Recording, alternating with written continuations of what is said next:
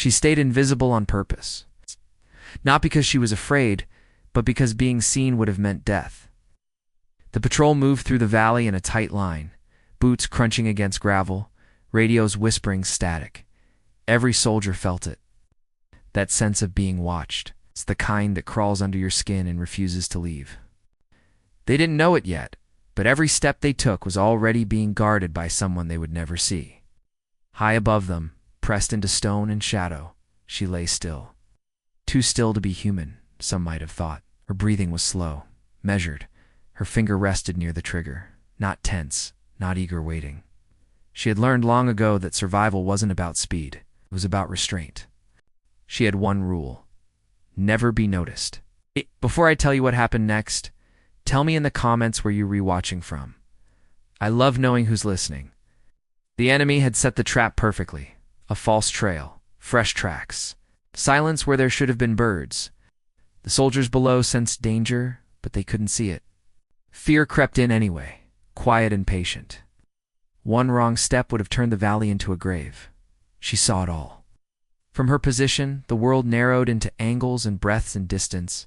She counted heartbeats. She tracked movement in reflections, metal catching light, dust disturbed where it shouldn't be.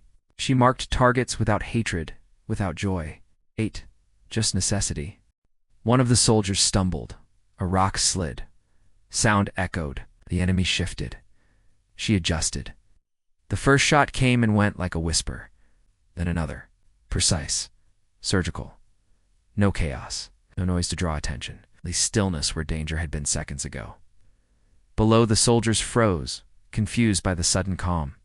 They didn't know someone had just saved their lives. She remained invisible as the patrol moved on, unaware they had walked through death untouched.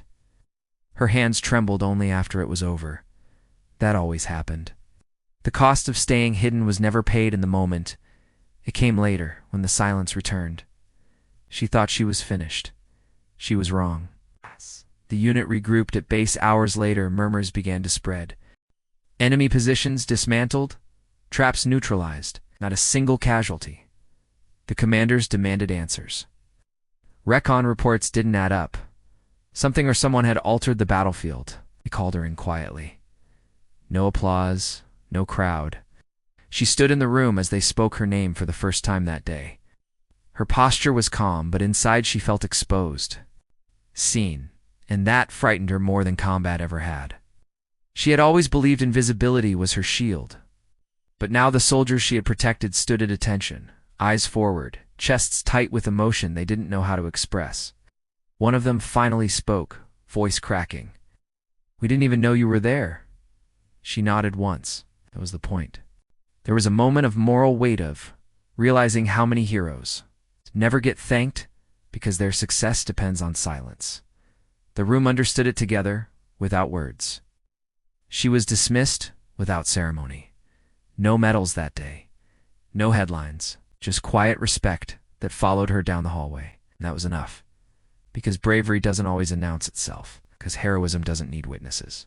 Because kindness doesn't vanish. It waits. And it finds its way back. She had stayed invisible so others could live.